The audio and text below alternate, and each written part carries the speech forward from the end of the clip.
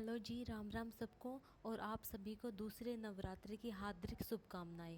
आज उठने में थोड़ा लेट हो गया था क्योंकि रात भर लड्डू ने सोने नहीं दिया था। मैं उठी थी उससे पहले मेरी सासू माँ ने रसोई और मंदिर के कमरे का झाड़ू पोछा कर दिया था और बची कुची सफाई मैंने कर दी थी।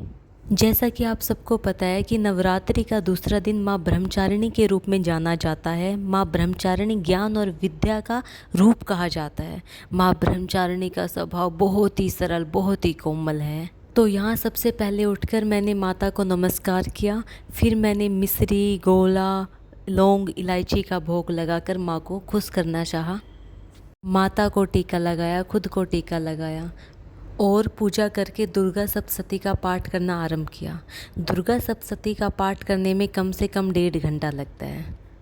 माता को ध्यान में रखकर, लाल आसन बिछाकर, मन में किसी के प्रति बैर न रखकर मैंने बहुत अच्छे से दुर्गा सप्तशती का पाठ किया। बस माता रानी सबकी मनोकामनाएं पूर्ण करे। मैं छोटी सी थी, जब से मैं माता रानी के फास्ट करती आई हूँ, माता ने मेरी सारी मनोकामनाएं पूर्ण करी। मैंने रात में साबूदाना की खिचड़ी बनाने के लिए साबूदाना को बहुत अच्छी तरह से धोकर साबूदाना को थोड़ी देर के लिए भिगो दिया था।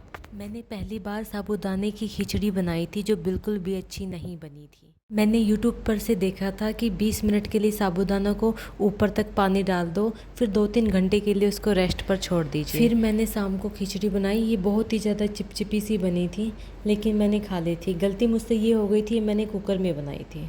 खिचड़ी बनाने के बाद, भोग लगाने के बाद मैंने नहा धोकर शाम को माता की पूजा करी, क्योंकि दोपहर में सोना वर्जित होता है, इसलिए मैं शाम को नहा लेती हूँ।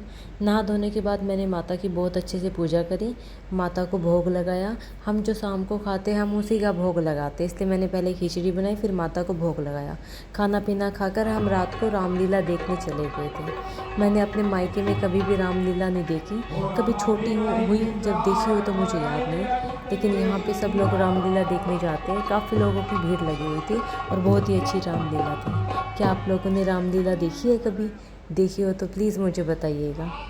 और रामलीला देखकर आते आते हमें रात के 11 बज गए थे, क्योंकि रामलीला रात को होती है। और आपको मेरा चैनल अच्छा लगे तो लाइक कीजिए।